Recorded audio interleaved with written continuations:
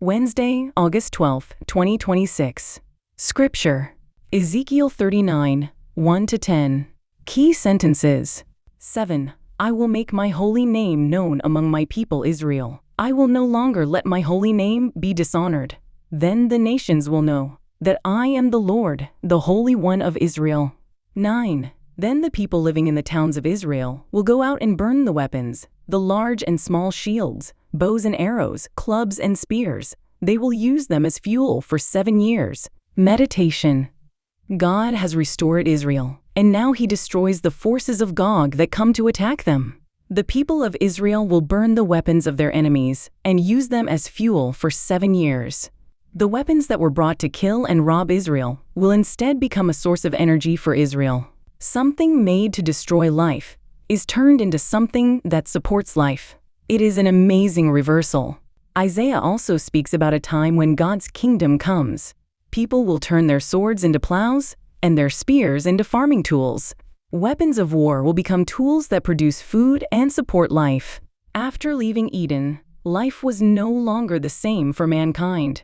People had to work hard and sweat to survive. But the deeper problem was not simply a lack of resources.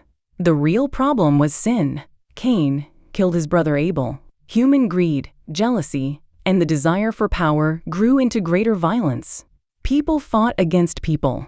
Nations fought against nations. Countries went to war for more wealth and power. Then came the scientific revolution and the industrial revolution. Human productivity increased dramatically. We became able to produce far more than people in the past could ever imagine. But greater wealth did not solve the problem of the human heart. Instead, science and technology were also used to build more powerful weapons. Millions of people died in the First and Second World Wars, and some of the greatest cities and civilizations in Europe were left in ruins. Today, the threat of nuclear weapons still remains. At the same time, cheap drones, AI, autonomous weapons, and cyber technology are changing modern warfare. Military power that once belonged only to powerful nations is becoming available even to smaller countries and armed groups. Technology has advanced, but the human heart has not become better at the same speed. Civilization has increased our power, but it has not changed our hearts. Even wisdom and technology, which can be blessings from God, can be turned by sinful people into tools of competition, control, and destruction. But in today's passage, God shows us a different ending to war. The weapons are burned. In Isaiah, swords are turned into plows and spears into farming tools. Things that were used to kill are turned into things that support life. God's kingdom is not a kingdom where the country with the strongest weapons finally wins. It is a kingdom where weapons are finally no longer needed. Technology alone cannot bring this kind of peace. The human heart must first be changed.